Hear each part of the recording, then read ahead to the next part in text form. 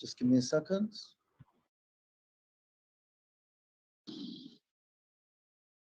How's that? Still can't see you.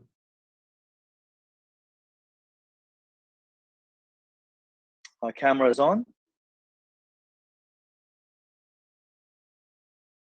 You No. can't see me? Camera's on. I can see Can't myself. you. I can't see you.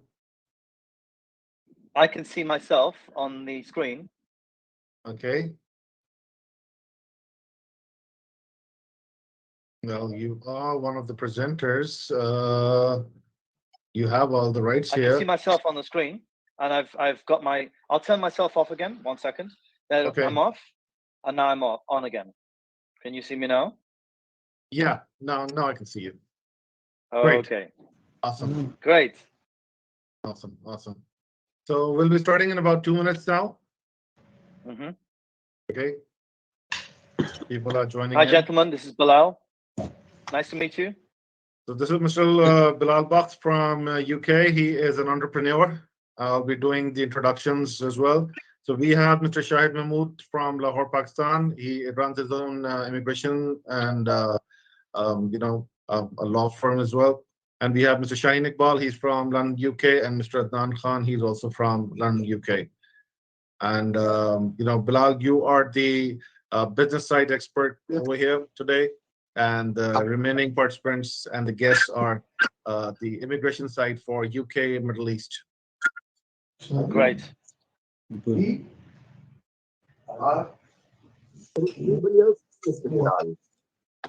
So you'll be asking questions. Yeah. You'll be asking the questions. Yeah. Great. Yes. And the same process which we discussed in the morning.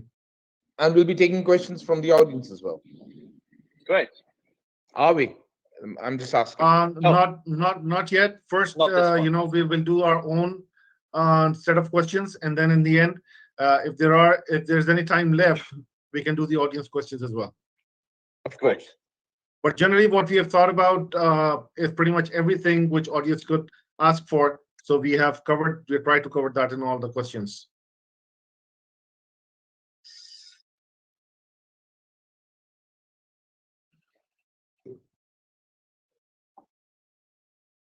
Okay, so we're starting.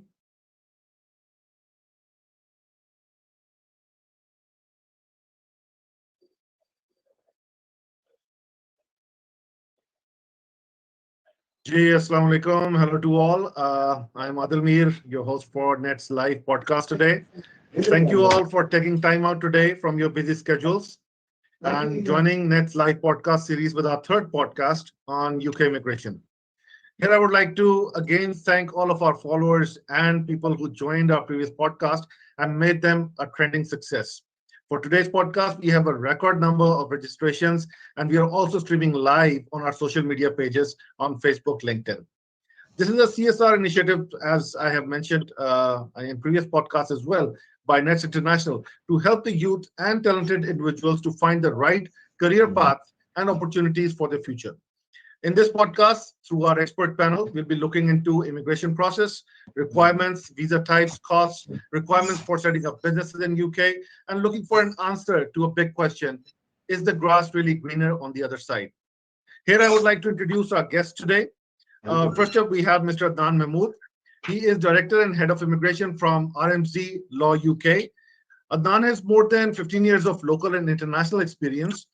He has worked for leading international law firms and has headed legal departments of various blue chip companies.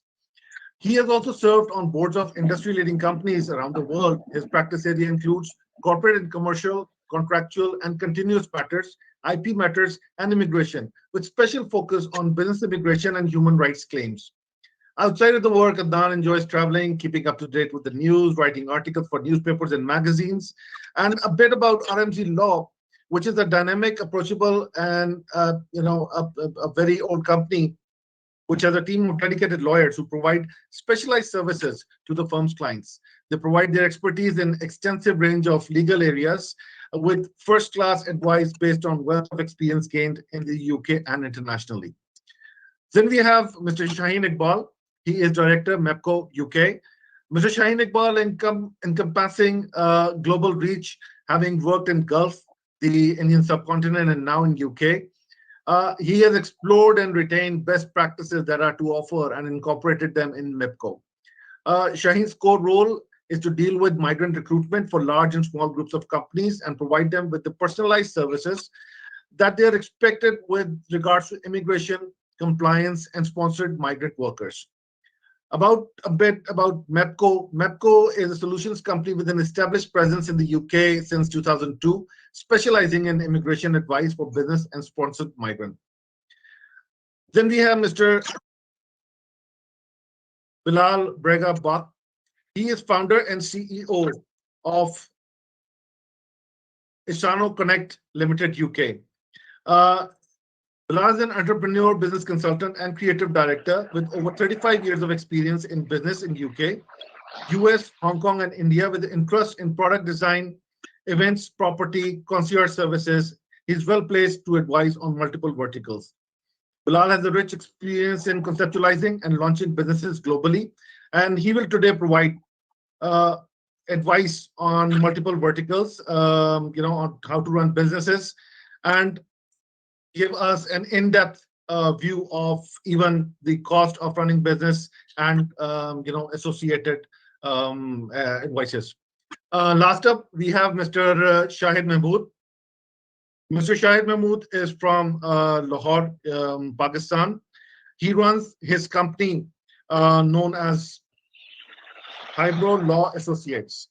Mr. Shahid Mahmood is a co-founder and director of Hybro Law, and he completed his business degree from University of the Punjab, Lahore.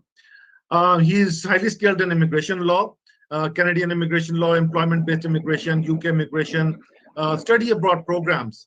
Hybrid Law Associated started as a preliminary consultancy in tax and corporate law, risk management, financial, plus legal advisory to private, public, limited companies and scheduled banks in Pakistan. And now, since 2002, it has ventured into a niche and grown into a global presence in 4 continents. So, gentlemen, I welcome you all today. Our topic is UK immigration. And since we've had a couple of discussions prior to this podcast as well, so I would start with Adnan. Adnan, given the current immigration environment, what category is the most favorite route to immigrate to UK, provided post-Brexit rules have changed and companies don't really have to, advertise locally first to find resources? Thank you so much, Adil, for the opportunity, and it's a pleasure to be on a panel with all these distinguished guests. So there are a lot of options. You would understand people would have heard about the innovative visa, the startup visas, and then there are temporary visas. But the route that is currently very popular and a lot of people are coming to which is something that was used to call as a work permit earlier, but it's now known as the skilled worker category. And there are certain points. If you have a job offer from a sponsoring employer, then there's a very good chance that you come up with all the requirements, such as English language tests and all those things. Then you fulfill the requirements for the points, and then you can come to the UK and work with that employer for a period of 5 years. And then that's a route to settlement, and you can then become a UK permanent resident, and then after that a UK national as well. So that's the route that a lot of people are now taking, especially those who came to the UK as students, and they're switching from after completing their degrees, they're switching from within the UK. And a lot of people who are being offered employment by sponsored by companies that have a sponsorship license, they can also come here. And then that's a route to settlement and eventually nationality and staying and working in the UK. The important thing is that there used to be, as you've already mentioned, there used to be a labor market test whereby sponsoring employers had to show that they couldn't find suitable people from within the UK and all of Europe.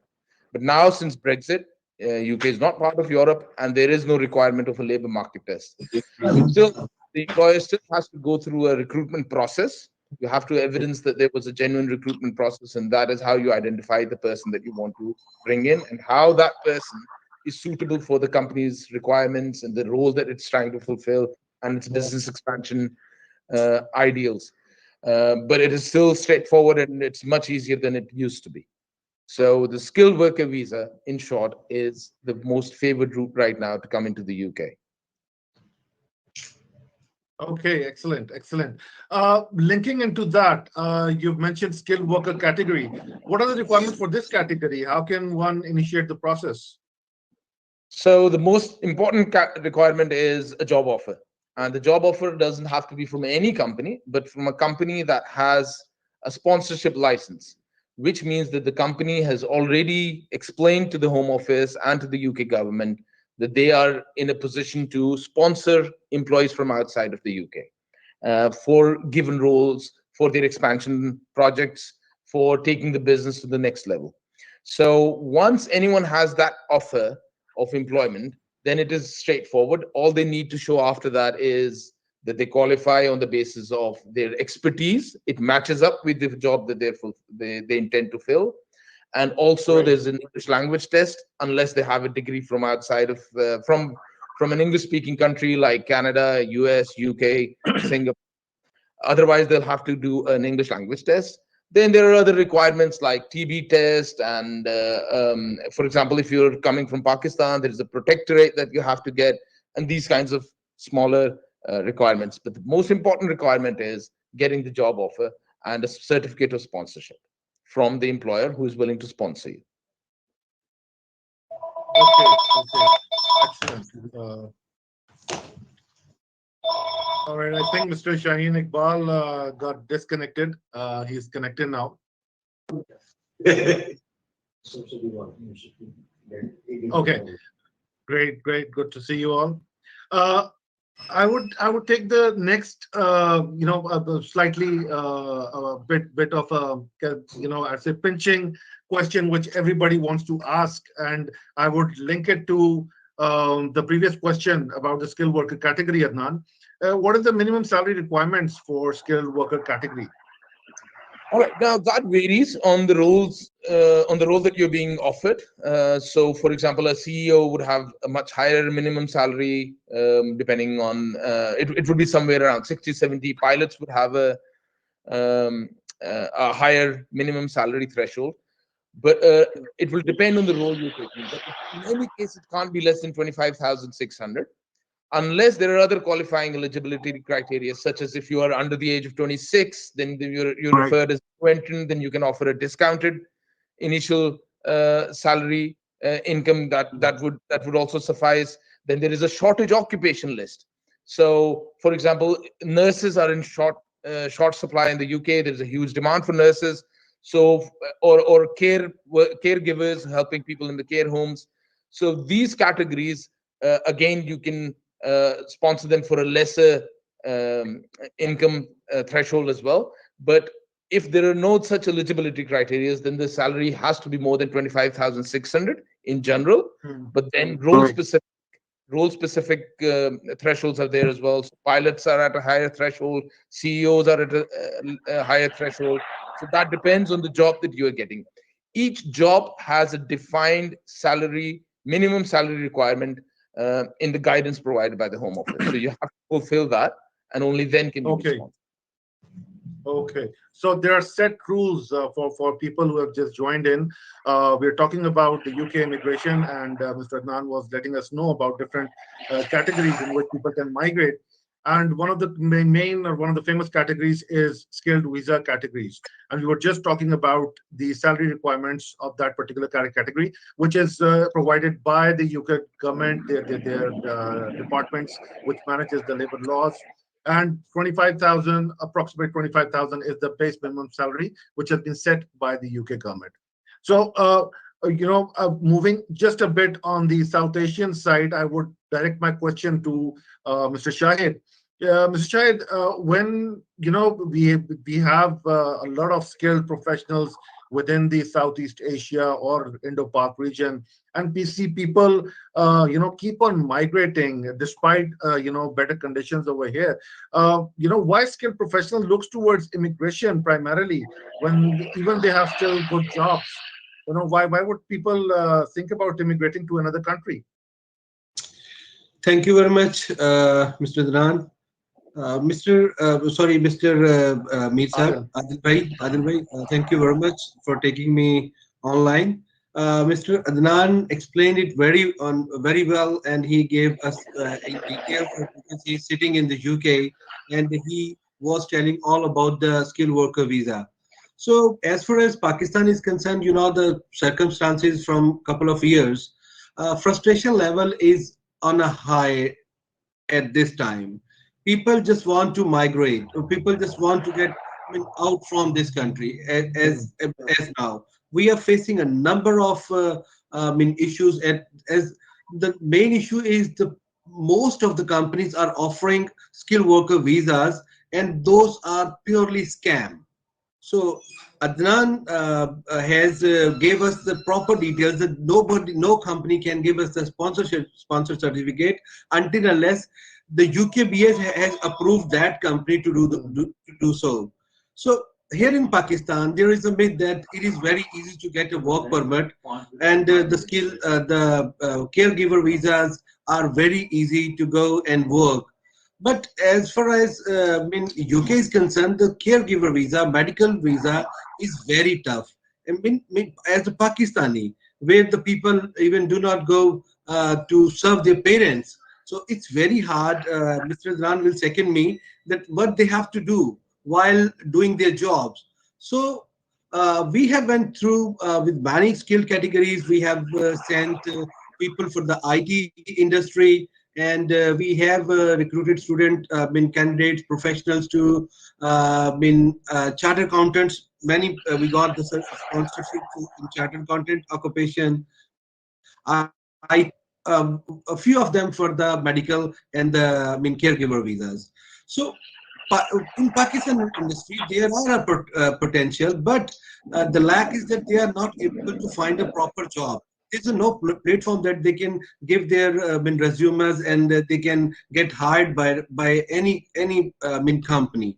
So in that scenario, people just wondering, and they try to get apply on the websites, on the post, on the newspapers, and the online jobs available by different companies. So at the moment, I think there must be a platform that people can go through with that, and they find a proper employer, and they have been assessed according to their skills. So if that happens, we can do a lot of for Pakistani people. Okay, excellent. That's a very good response to it. And I would now flip it to the other side and ask Mr. Shaheen, why do developed countries want to get more immigrants when they already have excellent education, skills development structure? You've been there for quite a while now, and you have traveled the world. So, Mr. Shaheen, what do you say about that? First of all, thank you very much for giving me this opportunity. Well, obviously, the first thing is there are skill shortages. There are skill shortages in nurses. When we say skill shortages, there are also certain jobs that don't attract the right people in. You could be a school leaver. The last thing you want to do after leaving school is join a restaurant, because the hours are awkward. The work is sometimes very, very hard as well. And as a result, want to take up certain jobs. With nurses, I would have to say again, the work is hard, and in accordance with what they should be paid in United Kingdom, they're not getting paid. Most of the British nurses have actually moved to the States, and now as a result, they're attracting a lot of nurses from India as well. I'm sad to say that I haven't seen any Pakistani nurses coming in yet. We've got nurses from the Philippines, but other than that, and then of course there is one policy in the United Kingdom that we want to attract the brightest and the smartest people.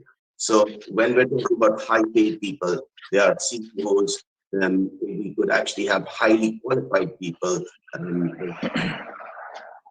with a skilled worker visa for somebody from Pakistan who had actually been a lecturer in many different medical colleges. He's come here as a researcher for research on COVID and developing new drugs for COVID. Again, a highly qualified person he was. Very, very learned. So I would say that it's twofold. It's both. There are still shortages.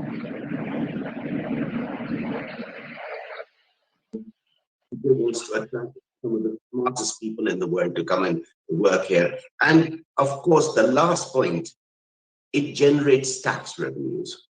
When you've got working in this country, when you've got working, the more people working, it generates money for the government.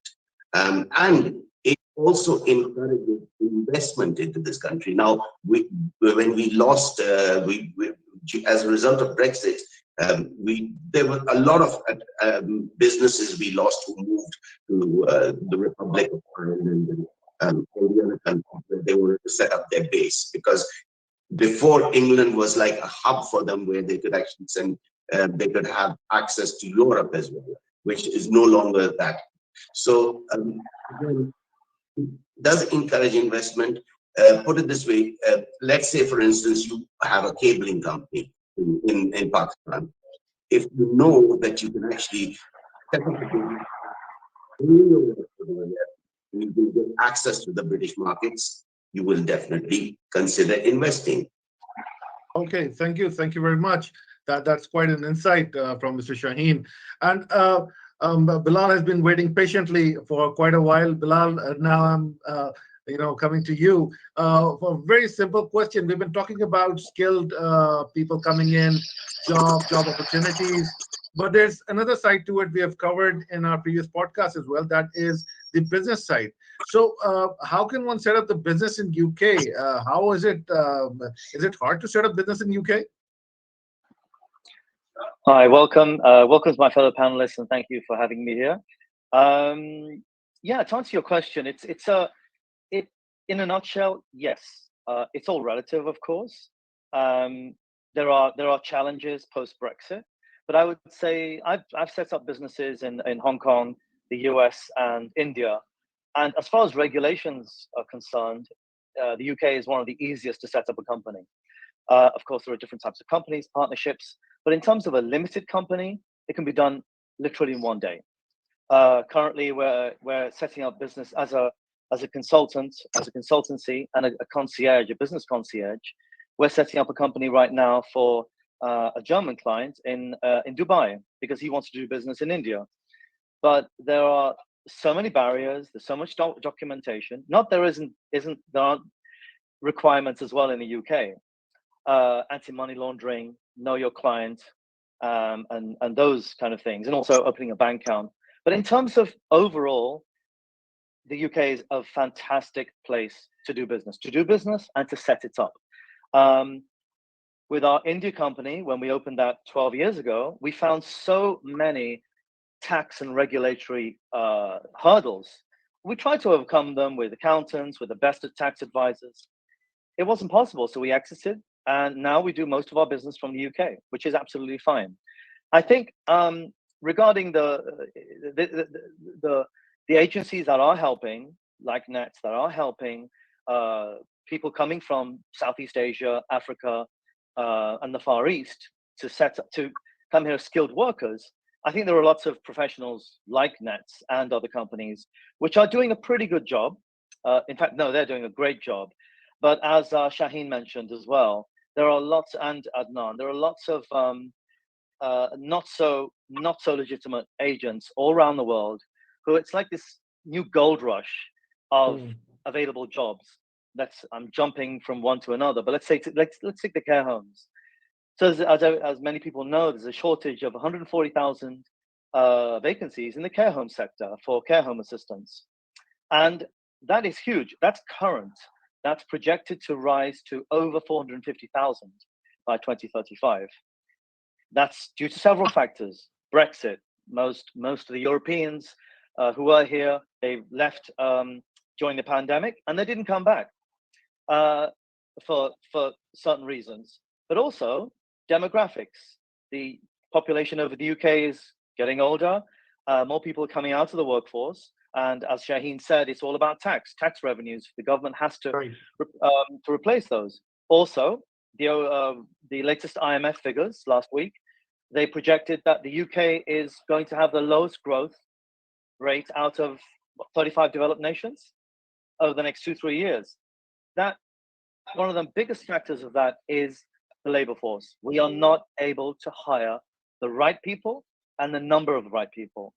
So going back to the agents, it's very easy to advertise, let's say, for example, in India, in Malaysia, in Kenya, 140,000 vacancies. That's the headline figure.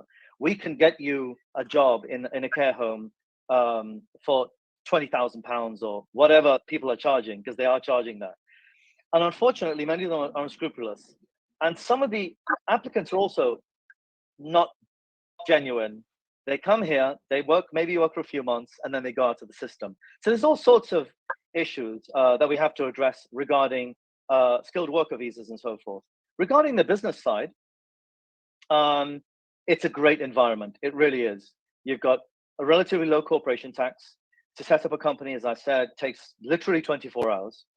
Things to consider when you're starting a business is you don't need, in this day and age of working from home, of virtual offices, you don't need a physical office, which was one of the biggest challenges in London. As everyone knows, it's a very expensive place to live and to work. Coupled to that, transportation is very expensive. Now, many of my friends and colleagues, they work 3 days in the office and 2 days in the office and 3 days at home. That's going to help as well. I think, again, going back to Shaheen, what Shaheen said about cabling companies, we do investor entrepreneur matching, and we facilitate visas, entrepreneur visas, as Adnan does and Shahid does, I think, for if somebody has an investment of £50,000 or less, they can come over here. We match them with entrepreneurs, and that's a really good way of doing business here, because the UK is open. They facilitate all those avenues, which other countries are not so quick at. So there's some of the points regarding investing in a business over here. Okay, excellent. So it is actually making a more business conducive environment for the investors to come in and invest in UK. That's excellent. I'll tie this up. You mentioned skilled labor coming in. I'll tie this up and move my question to Adnan. If somebody already has a visa, a worker visa, or is already working on some sponsorship, once the sponsorship is there, can that be changed or transferred when the worker is in UK? All right. So from the question, what I understand is there's someone who's already here working, who's already sponsored working for an employer. If he finds another job, if another employer who has a sponsorship license is willing to take him up, he can switch from within the country. He doesn't need to go back or anything, and his dependents don't need to do anything. So his family, if they're here, they don't even need to do anything. So yes, it's possible. They can switch, but again, the new employer also needs to be qualified to be able to sponsor that person. I just had to comment about what Bilal was saying, and I agree wholeheartedly. Or in terms of everything he said, especially, for example, even the corporation tax is one of the lowest in the region in the developed world, at 19%, 18 or 19%.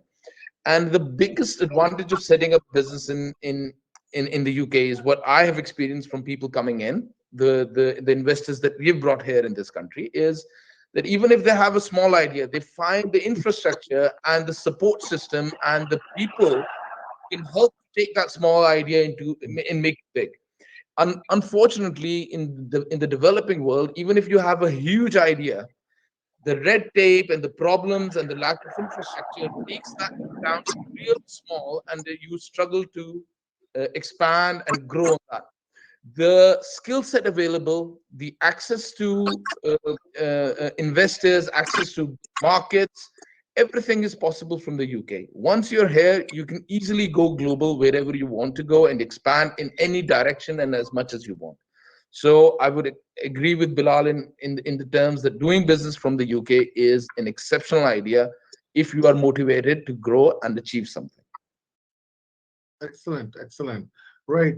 I'll move the discussion a bit towards the eastern side, and I'll come to the Middle East region and ask a question from Mr. Shahid about the UAE Golden Visa and Emirates ID. A lot of people are interested in the Middle East as well. Although we have this topic of UK immigration, but we have covered it extensively that people getting out of this country, whether it's Pakistan, India, or Bangladesh, moving out towards the western side, their first priority is always the Middle East. So, can you tell us about a bit about UAE new rules, golden visas, Emirates IDs, and people who wish to move to UAE market or Middle East Saudi market?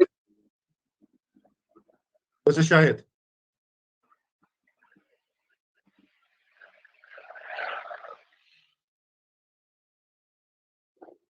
I think Mr. Shahid may have been experiencing a bit of internet connectivity issue. Uh, anyway, I'll leave it to that, and I'll come to Mr. Shaheen. Uh, Shaheen sir, can you shed some light on pros and cons of migrating abroad? Okay, look, one of the problems that I actually feel quite a bit is the expense which comes on a worker. It is extremely expensive now, comparing to, I've been doing this for over 10 years now. In the old days, there was something known as the work permit scheme, and the sponsorship for a company was not that difficult. There was no sponsor license. You just needed to apply for a work permit and you'd be given that. And the worker would pay over around about maximum around £600 for his visa, or in fact £300 for his visa in those days. Now, as time passed on, it became more expensive. But what they've done is they've added other charges on top, like the immigration skill charge, which is the sponsor. Fair enough, a business in this country can actually afford it. But when you're talking about a worker coming from, let's say, Pakistan, for instance, the expense on him would be the £600 for his visa, and then on top, let's say, the person have to pay £624 per year, which is known as immigration health surcharge. And this is all done online. Sometimes people don't have that kind of credit even with their card. And that's what causes the difficulties for doing this kind of recruitment. This is probably one of the main issues. And once they come down over here, I would say that, it's that I would say that is probably the core problem that I would say. If you can actually, other than that, once you arrive into United Kingdom, there are a lot of opportunities. Now, I would also want to point out one more thing. Switching from one employer to another, the process is simple, but again, you have to go through the entire rigors of paying an application fee, because you have to apply for what's known as the change of employment visa. You apply for that, and once again, you actually then have to pay the immigration health surcharge again, and then apply to get that previous immigration health surcharge refunded. Now, try to help their employees, their recruiting. They will actually cover the entire cost. But again, the problem is that, let's say, if you are overcharged for that, and the sponsor wants to get a refund on the immigration health surcharge, they can't directly go to the Home Office and ask for that refund. They will be told that under the data protection, they can't ask for that. Rely on their worker on that. And let's say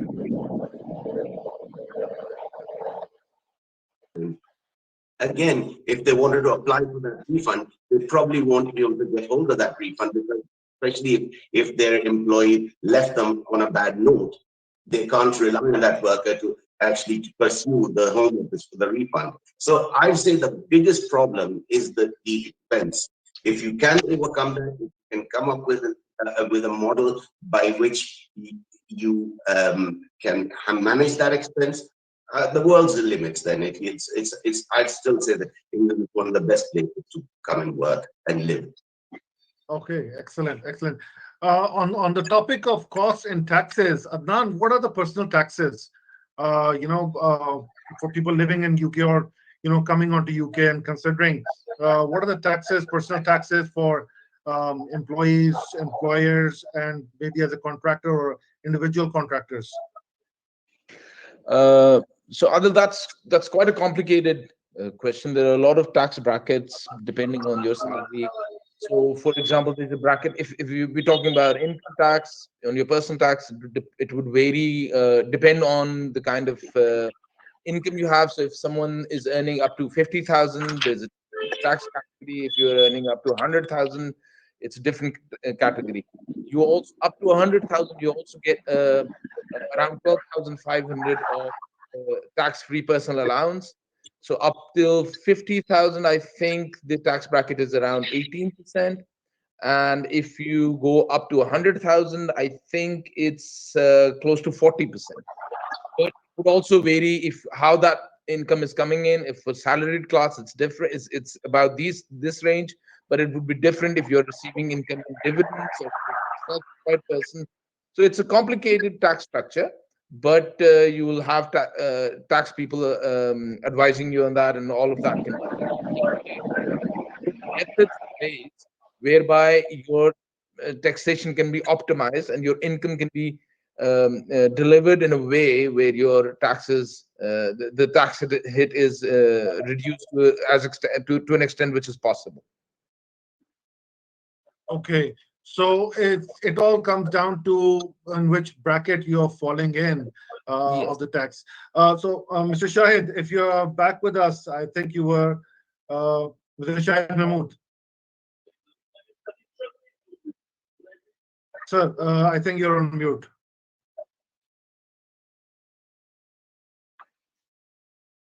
Yes, he is on mute.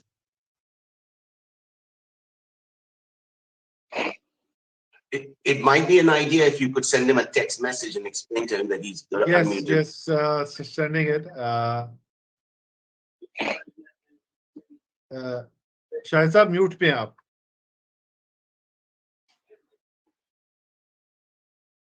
Anyway, so moving on, I'll just keep his questions on one side and move on to Bilal on this text note as well, text and cost. Bilal, when somebody's setting up a business over here, of course, there are certain costs to it as well.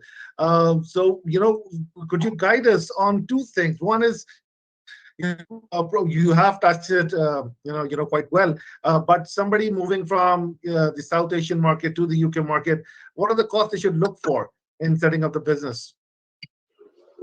Well, first of all, there's the administration costs and company formation costs.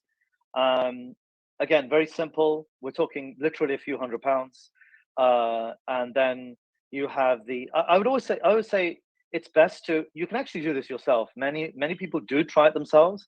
I would advise not to. Just take advice from an established company here, because there are some pitfalls in terms of structure. If you structure something initially with a view to, let's say, a small operation, maybe 5 employees, I think you should take the long term and structure in such a way regarding the shareholdings, what type of shares, to structure in such a way that if you do grow, you don't have to change the company structure, things like that.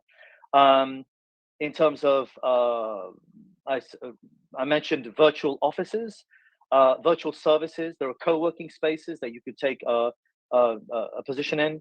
You can have virtual meeting rooms, physical meeting rooms that you can use. That's the physical part. Apart from that, again, as Adnan said, I would take on an accountant right from the offset.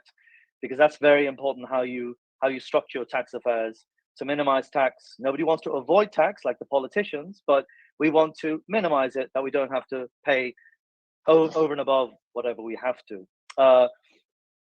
As Shaheen said, there's lots of advantages to coming here.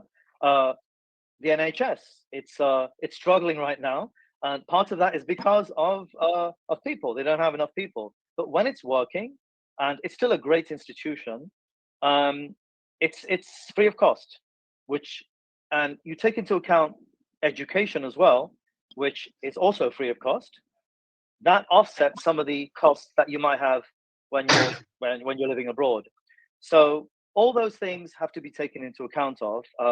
But yes, when it comes to tax, we all want to pay our fair share of tax, so we can pay for those things. But nothing in life is really for free, right? So housing. Now that's a big question I'm asked all the time. We have a housing platform. It's a private housing platform that we offer to anyone setting up a company here, and also coming in through a skilled worker visa or any other type of visa. We also do global talent visas. Now,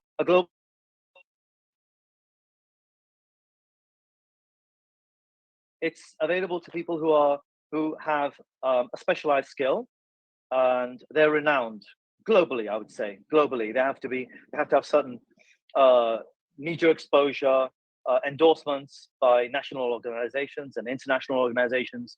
Now, those kind of clients that we have processed in the last year or 2 years, they have funds, they have properties in India, in Bangladesh, in Pakistan, and Indonesia. But they still are aware of the very high cost of living here. And the biggest factor of that is accommodation. It's not easy finding a place here to live. In terms of rental or purchase, I would say what we advise is come here, you land, get a place to live for 4 weeks, check out the lie of the land. Where would you like to live? Will you be commuting? If you have a job, where will you be commuting to?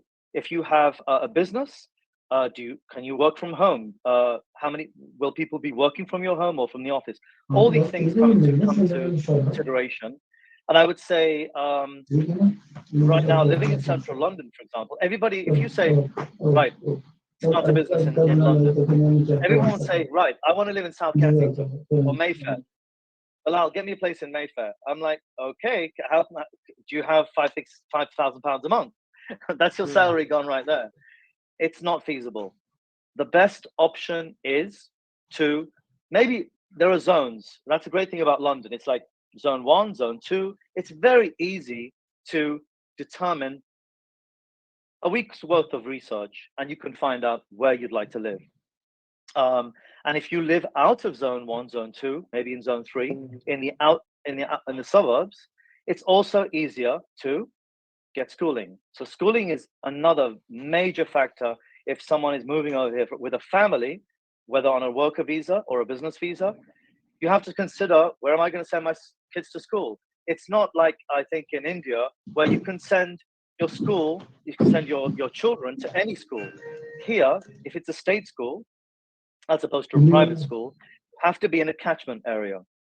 And we have a situation, we've had the situation for the past 10 years, where house prices, rental and for sale, are exponentially 3 or 4 times higher than in other areas where there is a school with very, very good Ofsted, which is the government categorization of schools in those areas. So if you live on one street, a house for £500,000 is £500,000. Another street, which falls out of the catchment area, is £650,000, just because of the schools available. So I think there's many factors like that. So transport, commuting, I would consider, and schools, and space. You don't get space in London. It's not like many other countries where you have a lot of space. In India, for example, in Delhi, there are huge houses. Everyone has large flats, but here, space is at a premium. And those are the kind of things I would consider. Yeah. Oh, sorry. One more thing, very important thing as well. Always take advice from a local. If I'm moving to, when I was living in Hong Kong, I asked all my friends in Hong Kong, right, where should I live? Do you know anybody with a flat? Do you know anybody with an apartment? And especially in the past year and a half since COVID, we've had several of my clients and friends have tried to rent short-term accommodation through Airbnb for bookings. And scam city, it's full of scams. Be very, very careful. Don't transfer any money to an agent unless you know who they are. And if you see a beautiful apartment in Chelsea for £500 a month, it's not there. They'll just take your money. So I think local, do some research locally, 2-3 months in advance. Ask your friends. It's very likely that, especially from Southeast Asia, India, Pakistan, Bangladesh, Malaysia, Indonesia, Dubai, all those places, if you are moving here, it's more likely you will have maybe not a friend, but a friend's friend that has lived here or is living here. Take their advice. That's my advice. Okay, excellent. Thank you very much. And on this note, Adnan, can somebody who's migrated to UK and has come on immigration, can they open up their own business? We've talked about, yes, they can do jobs and everything, but can they open up and own their business? And which category is this? Or they work part-time for someone else apart from the job they're doing? All right. So it's not possible to open your own business, own shareholding of your own for your own company, do something of that sort if you're on a skilled worker visa. So you're being sponsored, and you're expected to work for that sponsor for a period of 5 years before you are settled in the UK and you're issued an indefinite leave to remain, permanent residence, if you may. Working in the same category. So for example, if you've been brought over as a mechanical engineer, you can work outside of your own employer who is sponsoring you for up to 20 hours a week for someone else, but for the same category. So you can only work as a mechanical engineer if that is what you've been brought in to do. So that is just to top up your income, and that can give you some support. Okay. Shahid Saab, now I'll come back to you since you were experiencing some internet issues. You're mute, sir. Can you unmute yourself? Sorry, Adil. It was, I Okay. think, an interruption. So I tried my best to get my out of unmute, but it didn't happen. So I was listening. You were talking about the golden visa for UAE. Yeah. Adil, from the couple of months when the FIFA started, or even earlier, it was very difficult even to get a UAE visa for a long-term 5-year visa and the 10 years visa. So golden visa, especially, it's designed for the people who want to settle. They can live there. It's a lot. This is not for everyone, actually. I think it's good for the investors, entrepreneurs, and the people who travel a lot, and they students even. So right now it's difficult for Pakistani people. Even many of the people have lost their fee and insurances because they were refusing the visas without any reason. So at the moment, they have changed something. They started to get a guarantee for I think €3,000 it is. So long-term visa for Pakistani nationals. The people I know, many businessmen, they got their visas from UAE agencies. They offered it with a done basis. They charge a lot to issue this visa, but not everyone who meets even the requirement is unable to get their visa. Golden visa with the investment, it's a good opportunity, but due to the devaluation of our currency, it has raised on crores. So I don't think so. It will be an option. People like to open a business over there and get the residence permit through their businesses. They even operate their bank accounts from UAE. So The other multiple visa 5 years is a good option if they issue to Pakistani nationals. Okay, so थोड़ा सा मैं यहाँ पे Bilal, apologies to you. I'll move to Urdu and Hindi for a bit for some of our audience. थोड़ा सा यहाँ पे मैं अपना क्वेश्चन डायरेक्ट करूंगा अदनान को. अदनान, जो फैमिली वीजास होते हैं, फैमिली इमिग्रेशन लॉज, अगर किसी ने मूव करना है यूके, वैसे तो हमारे वर्क वीजास तो मिल जाते हैं या इमिग्रेशन के आपके प्रोसेस होते हैं. फैमिली के लिए क्या है, क्या अपॉर्चुनिटीज हैं वहां पे, और फैमिली को किस तरह मूव किया जा सकता है, इसके बारे में कुछ जरा बताइएगा हमारे ऑडियंस को. आदिल, आपकी मुराद उन फैमिली मेंबर्स से है, तो उनकी फैमिली है जो ऑलरेडी स्किल्ड वर्कर पे आ रहे हैं, या आप जनरली उनकी भी फैमिली या कोई और अपनी कंप्लीट फैमिली के साथ अगर मूव करना चाहता है, दोनों आप सूरतों में बताइएगा जी. अच्छा, ऐसे है कि जो स्किल्ड वर्कर आ गया, उसकी जो इमीडिएट फैमिली है, यानी कि स्पाउस और बच्चे, वो तो उनके साथ बिल्कुल उसी तरीके से आ सकते हैं. उनकी तो कोई रिक्वायरमेंट भी ना, उनकी इंग्लिश लैंग्वेज की रिक्वायरमेंट है, सिर्फ मेंटेनेंस की रिक्वायरमेंट दिखानी होती है. वो भी डिपेंड करता है कि जो एम्प्लॉयर है, अगर वो स्पॉन्सर कर रहा है, मेंटेनेंस की रिक्वायरमेंट को भी पूरा कर रहा है, तो फिर उसकी भी जरूरत नहीं है. वरना फिर आपको अपने अकाउंट में कुछ पैसे दिखाने होते हैं कि हमारे पास इतने पैसे हैं कि हम उधर मूव करके फौरन ही अपना गुजारा कर लेंगे जब तक सैलरी आनी है या आपने सेटल होना है. तो वो एक मेंटेनेंस की रिक्वायरमेंट है, उसके अलावा कोई खास रिक्वायरमेंट और उनकी तरफ से नहीं है. जो फैमिली मेंबर्स स्किल्ड वर्कर के साथ डिपेंडेंट्स के तौर पे आएंगे. और इसमें अच्छी एक और बात यह है कि जो डिपेंडेंट आएंगे, फॉर एग्जांपल आपके स्पाउस आएंगे, वो they are free to work, उनके पास राइट टू वर्क है, वो कहीं भी किसी भी किस्म का काम कर सकते हैं और वो अपनी पढ़ाई भी मुकम्मल कर सकते हैं, पढ़ भी सकते हैं, बच्चे भी पढ़ सकते हैं, बच्चे भी फ्री तालीम हासिल करेंगे. जैसे बिलाल और शाहीन साहब ने भी एक्सप्लेन किया कि एनएचएस का बहुत एडवांटेज है. ऑब्वियसली आप अगर इमिग्रेट कर रहे हैं तो आपने एक इमिग्रेशन हेल्थ सरचार्ज जरूर पे करना है, जो कि एक फिक्स्ड फी है. उसके बाद once you have paid that surcharge, उसके बाद आप बिल्कुल जैसे कोई और ब्रिटिश सिटीजन है, इस मुल्क में रहने वाला है, आप उसी तरीके से एनएचएस से अपना इलाज खुदा ना खास्ता अगर जरूरत पड़े तो करवा सकते हैं. आप उसी तरह सर्जरी डॉक्टर से रजिस्टर होंगे, उसी तरह आपकी सर्विसेज होंगी, आपको मिलेंगी हेल्थ की. उसी तरह आप स्कूल भी बिल्कुल उसी तरीके से अटेंड कर सकते हैं जिस तरह से बाकी ब्रिटिश लोग कर रहे हैं ड्यूरिंग द 5 years, जब तक कि आपके पास सेटल्ड वीजा या इंडेफिनिट लीव परमानेंट रेजिडेंस नहीं है उस दौरान भी. अच्छा, इसके अलावा जो आपने कहा कि ये तो वही फैमिली मेंबर्स हो गए जो स्किल्ड वर्कर के साथ आ रहे हैं. इसके अलावा अगर कोई जो फैमिली के वीजाज हैं वो बेसिकली स्पाउस वीजाज हैं, कि फॉर एग्जांपल कोई ब्रिटिश सिटीजन जो है वो यूके से बाहर से शादी करके, जैसे कि हमारे एथनिसिटी और कल्चर में इंडिया, पाकिस्तान, बांग्लादेश और श्रीलंका वगैरह में बहुत ये रुझान है कि वो पाकिस्तान या अपने पुरानी फैमिली या मुल्क उधर से शादी करके इधर आते हैं, तो वो भी अपनी स्पाउस को लेके आ सकते हैं और अपने बच्चों को लेके आ सकते हैं.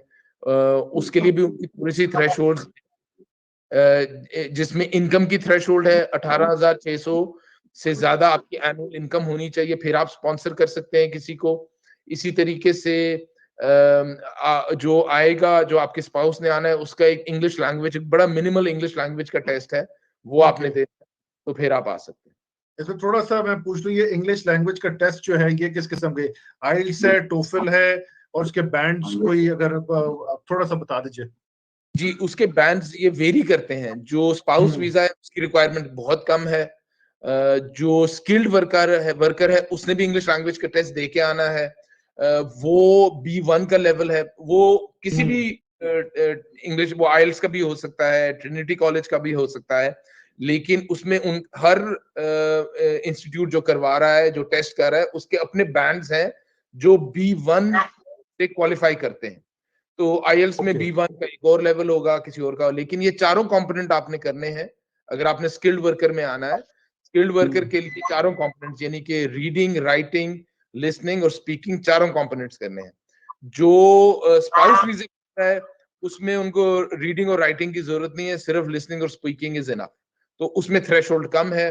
B1 में थोड़ा सा ज्यादा है, लेकिन वो भी डूएबल है. जो भी यूके जॉब करने आ रहा है वो रीजनेबल लेवल की अंग्रेजी जो है वो टेस्ट पास कर सकता है. ओके ठीक हो गया। और इसके आदिल भाई यहाँ पे एक छोटा सा क्वेश्चन मैं अदनान साहब को जो है ना, कुछ लोगों के क्वेश्चंस होते हैं, बच्चे अंडर 18 हैं, वो स्किल्ड वर्कर्स के साथ कंपनी करते हैं अपने पेरेंट्स को। तो यहाँ पे लोगों का एक क्वेश्चन होता है कि चले स्कूल या हाई स्कूल तक तो एजुकेशन फ्री है, लेकिन अगर 18 इयर्स एज बच्चा है, 17 साल का बच्चा है, वो नेक्स्ट ईयर में यूनिवर्सिटी जाना चाहेगा, तो क्या उसको जो यूनिवर्सिटी की फी है वो इंटरनेशनल स्टूडेंट के ऊपर पे करनी है, या वो लोकल फी जो जैसे उसको स्कूल तक फ्री था? तो आगे इमरान भाई ये क्वेश्चन, इसका भी आंसर दे दें हमारे पाकिस्तानी लिसनर्स के लिए, ये काफी अच्छा होगा।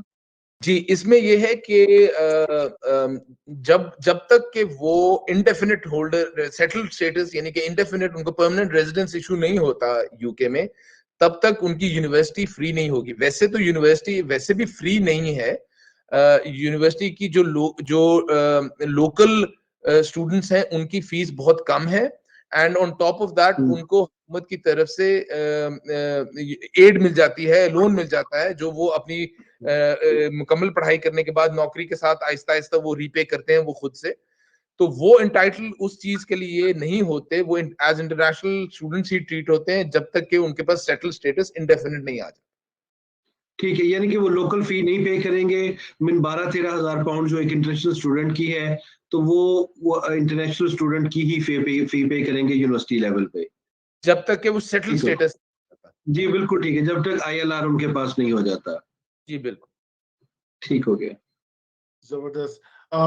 इसके अंदर सिंस हम बात कर ही रहे हैं, तो शाहिद साहब, जो सऊदी और यूएई की मार्केट है उसके अंदर काफी ज्यादा जॉब अपॉर्चुनिटीज आ रही हैं, स्पेशली जो बात की गई थी कि फीफा वर्ल्ड कप जो हुआ है उसके बाद भी अपॉर्चुनिटीज निकल रही हैं। तो थोड़ा सा उस पर भी क्विकली, थोड़ा वक्त रह गया है, तो क्विकली जरा बता दीजिएगा हमारे ऑडियंस के लिए कि उसके लिए क्या कोई खास रिक्वायरमेंट है, या लोग ये भी सोचते हैं कि जी हम वहां जाके विजिट वीजा पे चले जाएंगे और विजिट वीजा पे फिर हमें जॉब मिल जाएगी, तो उसका क्या प्रोसेस है वो जरा बता दीजिए। आदिल साहब। जो हाइब्रो है, हम वैसे लोकल ये मिडिल ईस्ट वगैरह की रिक्रूटमेंट वगैरह के लिए प्रोसेस नहीं करते, बट जो आइडिया है, जो हमारे साथ अटैच है लोग, उसमें इस वक्त डिमांड सऊदीया में काफी ज्यादा है। कतर में एक फीफा की वजह से काफी ज्यादा डिमांड रही है पिछले 4-5 सालों से, बट आहिस्ता आहिस्ता कि जैसे वर्ल्ड कप खत्म हुआ है तो मेजर इवेंट उनका जो है, उसके बाद कोई ऐसी एक्टिविटी वहां पे नहीं है। तो वहां पे जो हमारा ओपिनियन है, जॉब के लिए अभी कोई नहीं निकलेंगी स्किल लेवल पे, बट जो यूएई और सऊदी अरेबिया है, यहाँ पे स्किल लेबर की अभी भी शॉर्टेज है, बहुत ज्यादा डिमांड है। राइट पर्सन जो है वो राइट जॉब के लिए नहीं मिलता है। जो अच्छी कंपनीज यहाँ पे काम कर रही हैं, इन्होंने अपने कॉलेजेस स्कूल्स ओपन किए हुए हैं, वो ट्रेनिंग दिलवाते हैं, उसके बाद एम्प्लॉयर यहाँ पे आता है, टेस्टिंग होती है, टेस्ट के बाद वो वीजा होते हैं। या यहाँ पे जो ऑलरेडी काम करके आए हुए हैं लोग, जिनके पास एक्सपीरियंस है गल्फ का, उनको जॉब मिलना आसान है। लेकिन उसमें भी यही आ जाता है कि जो एजेंट्स या चार्जिंग यहाँ पे चार्जेस लेते हैं, वो एक अच्छी खासी अमाउंट बन जाती है, और स्कैम के बहुत ज्यादा डर होता है। बहुत सारी ऐसी कंपनीज हैं जो जेन्युइन काम कर रही हैं, प्रॉपर जो मैन पावर ब्यूरो है उससे अप्रूवल लेके कर रही हैं। तो मेरा यही मशवरा होता है कि उन लोगों के पास जाए जो अच्छे से पिछले काफी अरसा से काम कर रहे हैं। लेकिन अगेन, स्किल लेबर है तो उनके लिए अपॉर्चुनिटीज है, या स्किल पर्सन है वो यूएई का वीजा लेके वहां पे जाता है, और 2 महीने के अंदर अंदर अगर वो इंटरव्यू में पास होके तो अपने लिए कोई एम्प्लॉयमेंट वीजे का अरेंज कर लेता है, तो वो स्विच करवा लेता है, और बहुत सारे लोग इस पे करते हैं, अपॉर्चुनिटी मिल जाती है। लेकिन एक रॉ हैंड बंदा जिसने जस्ट एजुकेशन अपनी कंप्लीट की हुई है, और वो उस मार्केट में यूएई में जाके अपने लिए कोई अच्छी जॉब सर्च करता है, तो वो मुश्किल से मिलती है। All right.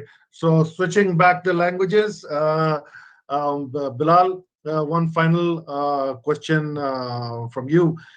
What would be your one advice if somebody is seeking, starting up a business in UK, and thinking about migrating and setting up shop within the UK? What would be your one advice? Quickly, please.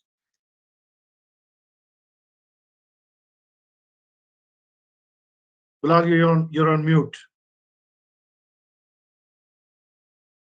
Now, sorry. Yeah. Yes, my one piece of advice is take advice from people who have lived here already. Don't read about it in the press. Take advice from people who have actually experienced it and lived it. Excellent, excellent. Thank you very much. And I have we one have question for Adil. Bilal Saab. Yes. Bilal explained that the people who wanted to want to start their businesses in UK. So, what are those options? Like, there is an option for innovator visa, or startup, and the rest of they just open a branch of their company in UK and they started working. So just in a minute or two, you can explain that what type of visas the people can open a business and take a franchise, as I have heard. Right. So there are four types, as you've just mentioned. I'd say it depends on your circumstances. If you have investment of £50,000, Mhm. minimum £50,000, the best one is the innovator visa. If you have a great idea and you're doing it, you have an idea, it's very easy to do it here. Get partners, set up a limited company with partners here, UK-based people, two, three people. They can actually work in your company as well. That's the best way. And also, it has a trajectory for indefinite leave to remain. Startup visa, there's another option. You don't need any investment for that. The problem with that is you're limited to 3 years, and then you can transfer to an innovator visa. But after that, you have to leave or you have to reapply for another visa. You've got, what else is there? ROB, which is if you have a company abroad, you can set up a base here in the UK. Again, there are restrictions on that, so I would have to look into that. And the fourth one is global talent visa, which I touched on earlier. But you need to have a very good a very extensive a track record for that as well. So they're the four ones. I think innovative visa is the best one. But for innovative, it's not easy to get an endorsement from a body that people who has a very unique idea. So how they can work on that? They come with a unique idea. I mean, people I know, they have worked for some meat delivery, and one of them which I processed is it was related to the pharmacy. So they started the business with that they can deliver the medicines to the people at their homes. So what type that can be? If we talk about the Pakistani market, so it's not easy to have a unique idea. Shahid, I think I would kind of disagree. I think South Asians generally are very entrepreneurial. They're amazing. They come here. Many businesses are started by South Asians. They come here. And I think, for example, the pharmacy idea, I'm not sure if it failed or not, but if it did fail, I would say it's legal. There are lots of legal hurdles for you to start delivering medicines. I know it happens in India a lot now. It's a massive growth market. But here, you can't just go delivering unregulated medicines. It's not like Deliveroo or Just Eat. It's not a takeaway. I think there are lots of opportunities. And I think even if something works in Pakistan, it might not work here. But if you have an idea, and as I said, I think Adnan expressed this very well as well. This is an epicenter. London is an epicenter for people and for businesses. So you can build great teams here, design, legal, and they're all in one place. Great publicity. You don't have to go to another city like in America. It's split up between Chicago, New York, LA. Here, London is an epicenter, and the north of England as well, other cities as well. And I think if you do have a good idea, work with people, bring some investment, maybe pull 3-4 friends, come over. We're helping somebody right now setting up a vanity van, right? A vanity van goes round. Now people are working from home. Well, they can do their hair in the vanity van. Things like that. Thinking out of the box. A new idea with innovative visas. It has to be scalable, innovative, and feasible. And I think many ideas, if you have those, can be positioned to meet those criteria and meet the criteria of the endorsing bodies, as you've said. It's not easy, but if you take the right advice, get the right partners here, great. And sorry, just one more point. What Nets are doing, and the people associated with Nets, They're the people who are hosting this this webinar. One idea was the broadband installing, and that's where we're very interested in that. If it's not just about coming over to England to become a broadband installer, many people are thinking, why do they need the UK has a statutory requirement to install a certain number of broadband lines between now and 2025 actually, and they are short by the tens of thousands, not thousands. Now, another alternative to that is to set up a business. So if you have some investment, get together, 5 friends, 10 grand each, 10 lakh, what is that? That's really not, that's what some people spend, my friends spend in a club in Delhi sometimes, or Bombay. They take that, get 5 people together, come here, set up a broadband installation company. The contract is pretty much guaranteed, and you hire some people from Pakistan, Bangladesh, India, Africa, Middle East, and then enforce the contract. You're set for 5 years, sell the company. That's a great idea. Yeah, my question was related to this broadband business actually. So you explained again it. Thank you very much. I just wanted to ask about this broadband business. So let me get the details and we will coordinate. Sure. And if anybody else wants some details, they can speak to all of us. They can speak to Adil and Yes, Mr. Shahid, we already have, and of course, we'll get in touch with you for more details. We covered that in our previous podcast as well. And actually, we are looking for a lot of resources, skilled resources for business expansion in multiple countries. So here, I would like to thank all my guests, the participants, the audience. Absolutely thrilled to actually host every time. Because I see the enthusiasm, I see the people coming in. There's just one, I have just time for one little question from one of the audience, and I would direct it to Adnan. He's been waiting patiently.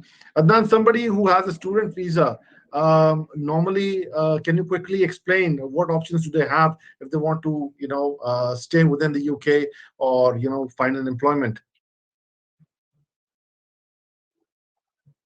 So if the gentleman or the lady is in question has already in the UK, he or she have completed their education within the UK, they have an option to apply for a PSW, which is post-study work visa.